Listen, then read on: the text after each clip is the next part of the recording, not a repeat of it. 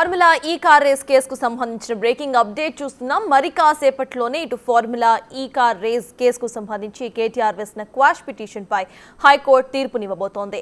Correct గా 10 గంటల 30 నిమిషాలకు న్యాయస్థానం తీర్పును వెలువరించబోతోంది. దీంతో న్యాయస్థానం తీర్పుపై ఇటు కేటీఆర్ అటు బీఆర్ఎస్ తో పాటు సర్వత్రా హై టెన్షన్ నెలకొంది. హైకోర్టు ఎఫ్ఐఆర్ ను క్వాష్ చేస్తే మాత్రం కేటీఆర్ కు ఒక బిగ్ రిలీఫ్ దొరికినట్లు అవుతుంది. ఏసీబీ, ఈడీ నోటీసులు విచారణలో ఈక్వేషన్లు మారుతాయి.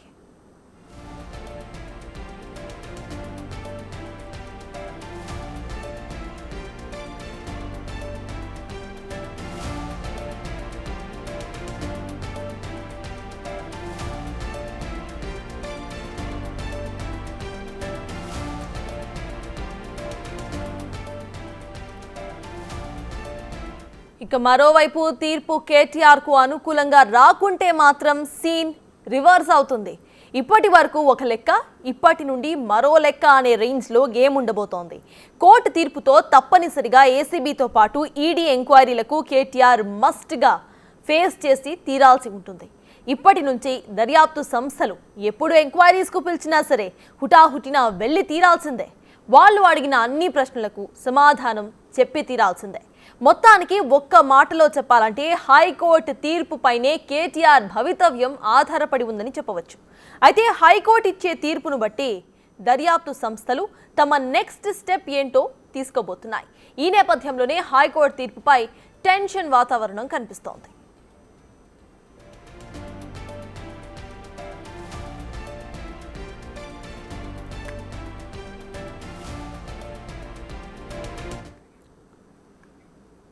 ఎగ్జాక్ట్గా 10 గంటల 30 నిమిషాలకు క్వాష్ పిటిషన్కు సంబంధించిన తీర్పు అయితే రాబోతోంది. ఇదే అంశంపై పూర్తి డీటెయిల్స్ మా ప్రతినిధి సురేష్ హైకోర్టు నుండి లైవ్లో అందించడానికి సిద్ధంగా ఉన్నారు. సురేష్, చెప్పండి, అసలు అక్కడ సిచ్యువేషన్ ఎలా ఉంది, అప్డేట్స్ ఏంటి? ఇప్పటికే హైకోర్టుకి కేటీఆర్ తరపు న్యాయవాదులు చేరుకున్నారు. మరికొద్ది సేపట్లోనే హైకోర్టు క్వాష్ పిటిషన్పై తీర్పు వెల్లడించిన నేపథ్యంలో ఎలా తీర్పు వస్తుందనేది ఉత్కంఠ నెలకొంది. ఎందుకంటే వాదనలు జరిగిన సమయంలో ఇటు కేటీఆర్ తరపు న్యాయవాదులు, అదేవిధంగా ఏసీబీ తరపు, ప్రభుత్వ తరపు, ఇటు మూడు తరపు నుంచి వాదనలు వినిపించడం జరిగింది. దాదాపు సుదీర్ఘంగా ఆ క్వాష్ పిటిషన్పై మొన్న జరిగిన వాదనలు సుదీర్ఘంగా జరగడం జరిగింది. ఎందుకంటే కేటీఆర్కి ఈ కేసులో ఆ సెక్షన్లు వర్తించే అసలు అవినీతే జరగలేదు అని చెప్పేసి కేటీఆర్ తరపు సీనియర్ న్యాయవాది, సుప్రీంకోర్టు న్యాయవాదులు కూడా వాదనలు వినిపించడం జరిగింది. కేటీఆర్కి సంబంధించి ఎక్కడా కూడా అవినీతి జరగలేదు, ఆయనకి ఇందులో ఎలాంటి లాభం చేకూరలేదు, అలాంటప్పుడు కేటీఆర్ ఈ కేసులో ఎలా నిందితుడు అవుతాడని చెప్పేసి కూడా ఆయన తరపు సీనియర్ న్యాయవాదులు వాదనలు వినిపించడం జరిగింది. పలు జడ్జిమెంట్లను కూడా, సుప్రీంకోర్టు జడ్జిమెంట్లను కూడా న్యాయమూర్తి ముందు వినిపించడం జరిగింది. దీంతో పాటు ఇటు ఏసీబీ న్యాయవాదులతో పాటు ప్రభుత్వ తరపున అడ్వకేట్ జనరల్ కూడా వాదనలు సుదీర్ఘంగా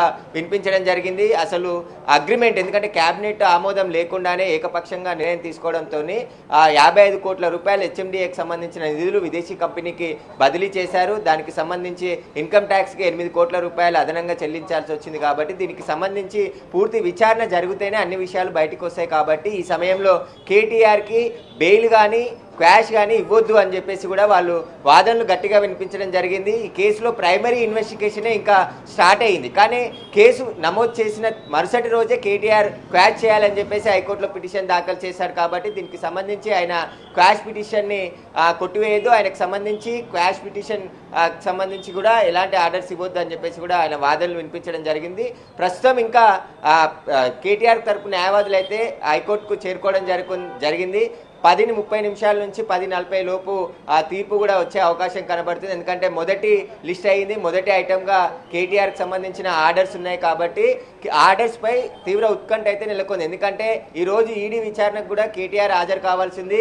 హైకోర్టు తీర్పు నేపథ్యంలో తను సమయం కావాలి, ఈరోజు రాలేకపోతున్నానని చెప్పేసి కూడా ఈడీకి ఈమెయిల్ ద్వారా కేటీఆర్ సమాచారం అందించారు. దానికి అంగీకరించిన ఈడీ మరో డేట్ ప్రకటిస్తామని చెప్పేసి కూడా నోటీసులు మరోసారి జారీ చేస్తామని చెప్పడం జరిగింది. కాబట్టి ఇప్పుడు ఇప్పుడు హైకోర్టు ఇచ్చే తీర్పు పైనే ఇటు ఏసీబీ కేటీఆర్ ముందుకు వెళ్ళే అవకాశం కనబడుతుంది. ఏసీబీ ఆల్రెడీ రెండో నోటీసు కూడా నిన్న కేటీఆర్కి ఇంటికి వెళ్ళి ఇవ్వడం జరిగింది. నెల 9వ తేదీన విచారణకు హాజరు కావాలని చెప్పేసి కూడా చెప్పింది. కానీ గతంలో హైకోర్టు ఏదైతే క్వాష్ పిటిషన్పై వాదన జరిగిన సమయంలో నాట్ టు అరెస్ట్ మాత్రమే ఇచ్చింది. కానీ కేటీఆర్ విచారణకు హాజరై ఏసీబీకి పూర్తిగా సహకరించాలని చెప్పారు. కానీ కేటీఆర్ ఎక్కడ కూడా సహకరించలేదు. నిన్న విచారణకు పిలిచిన సమయంలో కూడా తన న్యాయవాదులను అనుమతిస్తేనే నేను విచారణకు వస్తే, లేకుంటే రాను అని చెప్పేసి ఏసీబీకి 100 మీటర్ల దూరం నుంచి ఆయన వెళ్ళిపోవడం జరిగింది. దానికి సంబంధించి ఒక లెటర్ని ఏసీబీ అధికారులకు అందించారు. తన న్యాయవాదులని అనుమతించట్లేదు కాబట్టి నేను ఏసీబీ విచారణకు రాను అని చెప్పేసి కూడా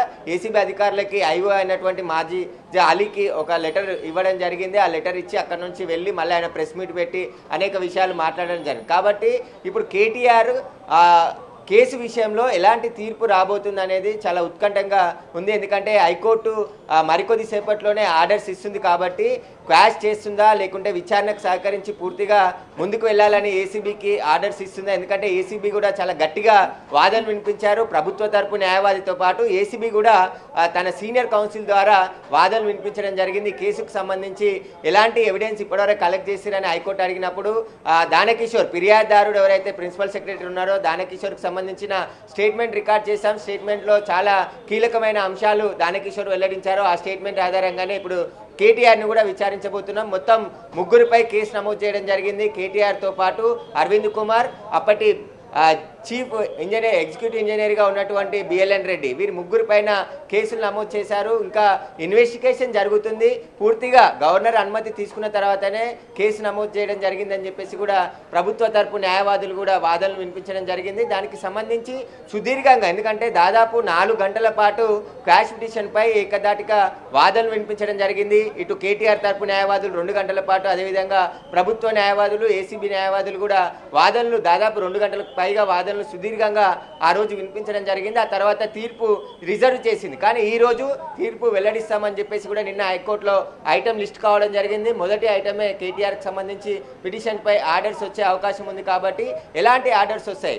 ఏసీబీ కేసులో ఇప్పటికే అనేక ఆధారాలు ఏసీబీ సేకరించింది. కేటీఆర్ని అరెస్ట్ చేసి విచారించే అవకాశాలు కూడా ఉన్నాయి. కానీ హైకోర్టు నాట్ టు అరెస్ట్ ఇచ్చింది కాబట్టి ఖచ్చితంగా ఆయనకి స్వల్ప రిలీఫ్ దొరికింది. కానీ ఇప్పుడు ఆర్డర్స్ ఏ విధంగా ఇవ్వబోతుంది? ఎందుకంటే గతంలో 2 సార్లు విచారణకు వచ్చినప్పుడు అప్పటి వరకు విచారణ జరిగే వరకు కూడా, కంప్లీట్ అయ్యే వరకు, ఆర్డర్స్ ఇచ్చే వరకు కూడా కేటీఆర్ని అరెస్ట్ చేయొద్దని చెప్పేసి ఆదేశాలు ఇచ్చింది. కానీ ఈరోజు ఎలాంటి తీర్పు ఇస్తుంది? ఒకవేళ ఏసీబీకి ఈ కేసులో ముందుకు వెళ్ళి పూర్తి విచారణ జరపండి అని చెప్పేసి ఆర్డర్స్ ఇస్తుందా, లేదంటే కేటీఆర్కి మళ్ళీ ఊరట కలిగిస్తూ లేదంటే విచారణకు హాజరు కావాలి, అప్పటి వరకు మళ్ళీ టైం పెట్టి అరెస్ట్ చేయకూడదని స్టే ఇస్తుంది అనేది కూడా తీవ్ర ఉత్కంఠ అవుతుంది. మరికొద్ది సేపట్లోనే ఆర్డర్స్ వచ్చే అవకాశం ఉంది. కాబట్టి ఇప్పటికే హైకోర్టుకి ఇటు ఏసీబీ న్యాయవాదులతో పాటు అడ్వకేట్ జనరల్, అదేవిధంగా కేటీఆర్ తరపు సీనియర్ న్యాయవాదులు కూడా చేరుకోవడం జరిగింది. కొద్దిసేపట్లోనే తీర్పు వస్తుంది. తీర్పు వచ్చిన తర్వాత ఇక్కడ న్యాయవాదులు కూడా వచ్చి మాట్లాడే అవకాశం ఉంది. అసలు ఎలాంటి ఆర్డర్స్ వచ్చినాయి అనే దానిపై పూర్తిగా వివరించే ప్రయత్నం కూడా కేటీఆర్ తరపు న్యాయవాదులు కూడా వచ్చి మాట్లాడే అవకాశం ఉంది. కానీ ఈ ఏసీబీ మాత్రం ఈరోజు నిన్న జరిగిన పరిణామాలపై కూడా హైకోర్టు దృష్టికి తీసుకొచ్చే అవకాశం ఉంది. ఎందుకంటే ఆయన విచారణకు రాలేదు, కోర్టు విచారణకు సహకరించమని చెప్పింది. కానీ కేటీఆర్ ఎక్కడ కూడా విచారణకు సహకరించకుండా తప్పించుకునే ప్రయత్నమే చేస్తున్నట్టు కూడా ఇక్కడ స్పష్టంగా కనబడుతుందని చెప్పేసి కూడా ఏసీబీ మళ్ళీ హైకోర్టు దృష్టికి కూడా తీసుకొచ్చే అవకాశం ఉంది. నిన్న జరిగిన పరిణామాలన్నీ కూడా, ఎందుకంటే ఆయన ఉద్దేశపూర్వకంగానే అక్కడికి విచారణకు రాకుండానే ముందుగా ఒక లెటర్ తీసుకొచ్చి ఆ లెటర్ని తన దగ్గర పెట్టుకొని ఆ తర్వాత ఏసీబీ విచారణకు తన అడ్వకేట్లని అనుమతిస్తలేదు కాబట్టి నేను వెళ్ళట్లేదు అని చెప్పేసి ఆ లెటర్ని మళ్ళీ ఏసీబీ అధికారులకి అందించి అక్కడ నుంచి తెలంగాణ భవన్కి కేటీఆర్ వెళ్ళిపోయాడు. కాబట్టి ఎంటైర్ ఈ కేసులో కేటీఆర్ అవినీతే జరగలేదంటున్నాడు. కానీ విచారణ ఎదుర్కోవడానికి భయపడుతున్నట్టుగా స్పష్టంగా కనబడుతుంది. సురేష్, ఇటు చూస్తే నాట్ టు అరెస్ట్ అనే దాన్ని కేవలం ఇటు హైకోర్టు తీర్పు వెలువరించేంత వరకే దాన్ని ఒక లిమిటెడ్ పీరియడ్ వరకే పెట్టారు. కాబట్టి ఒకవేళ కనుక క్వాష్ పిటిషన్ ఏసీబీకి అనుకూలంగా ఇక్కడ తీర్పు కనుక వస్తే ఈయనని అరెస్ట్ చేసి విచారించే అవకాశం ఉంది అనుకోవచ్చా మనం?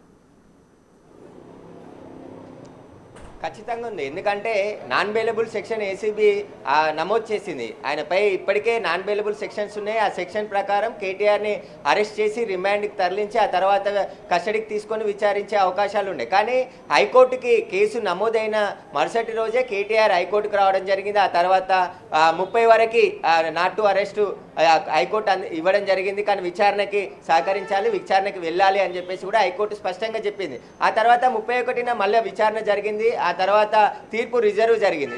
రిజర్వ్ జరిగిన తర్వాత ఖచ్చితంగా తీర్పు వెల్లడించే వరకు కేటీఆర్ని అరెస్ట్ చేయొద్దు అని చెప్పేసి హైకోర్టు ఆదేశాలు ఏసీబీకి జారీ చేసింది. కాబట్టి ఈ రోజుతో తీర్పు మరికొద్ది సేపట్లో వస్తుంది.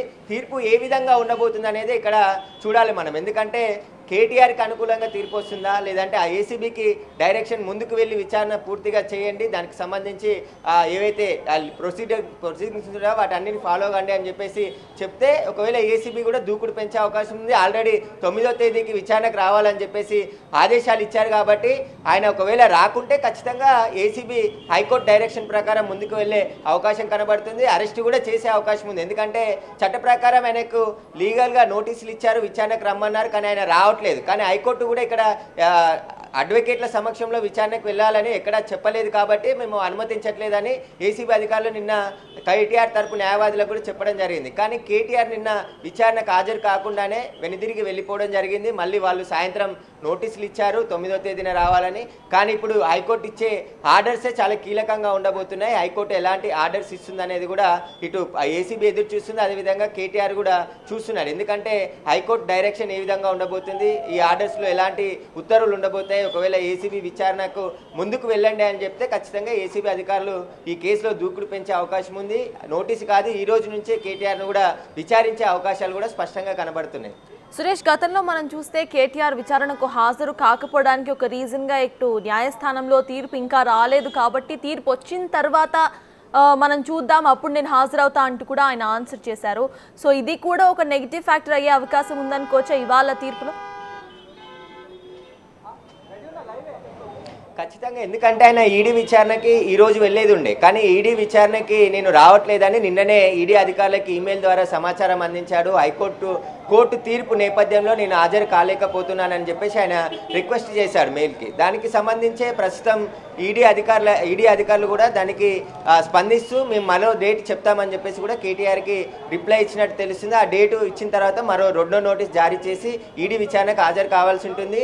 8, 9 అరవింద్ కుమార్, బిఎల్ఎన్ రెడ్డిని కూడా విచారణకు రావాలని రెండోసారి ఆ నోటీసులు జారీ చేయడం జరిగింది. వాళ్ళు 3 వారాల పాటు సమయం అడిగారు, కానీ ఈడీ కుదరదని చెప్పేసి ఈ 8వ తేదీ 9వ తేదీ ఇద్దరు కూడా రావాలని చెప్పేసి 2వ నోటీసులో పేర్కొనడం జరిగింది. కాబట్టి ఇప్పుడు కేటీఆర్కి కూడా ఈరోజు మినహాయింపు ఇచ్చినా రేపు లేదా ఎల్లుండి మళ్ళీ విచారణకు పిలిచే అవకాశాలు స్పష్టంగా కనబడుతున్నాయి. ఈడీ కూడా దర్యాప్తు చేస్తుంది. ఎందుకంటే మనీ లాండరింగ్ ఇక్కడ జరిగిందా, ఏదైతే విదేశీ కంపెనీకి వెళ్ళిన నిధులు మళ్ళీ ఎక్కడికి వెళ్ళాయి, ఆ నిధులను ఆ కంపెనీ నుంచి కేటీఆర్ ఏమైనా లబ్ధి పొందాడా, దానికి సంబంధించిన విచారణ ఇటు ఈడీ చేయబోతుంది. కానీ ఇక్కడ ఏసీబీ మాత్రం పూర్తి స్థాయిలో విచారణ చేయబోతుంది. అసలు ప్రభుత్వ అనుమతి తీసుకోలేదు, కేబినెట్కి సంబంధించిన అనుమతులు తీసుకోలేదు, ఏకపక్షంగా కేటీఆర్ ఆదేశిస్తే అక్కడున్న అధికారులు నిధులు బదలాయింపు చేశారు. కాబట్టి పూర్తి దర్యాప్తు ఏసీబీ చేయబోతుంది. ఇటు ప్రభుత్వం కూడా ఇప్పటికే మున్సిపల్ అడ్మినిస్ట్రేషన్ వద్ద ఉన్న ఆధారాలతో పాటు హెచ్ఎండిఏలో ఉన్నటువంటి ఆధారాలు, హెచ్ఎండిఏకి సంబంధించిన బ్యాంక్ ఖాతాలు, కానీ ఇక్కడ 54 కోట్లు అనేది ముందు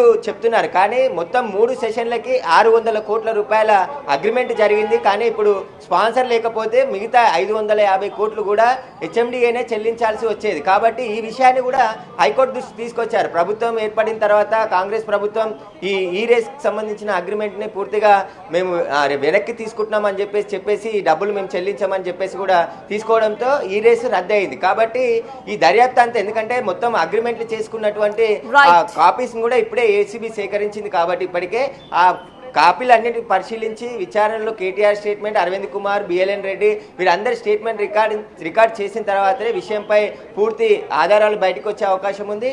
ఏసీబీ కూడా దూకుడుగా ముందుకు వెళ్లే అవకాశాలే స్పష్టంగా కనబడుతున్నాయి. Right, thank you Suresh.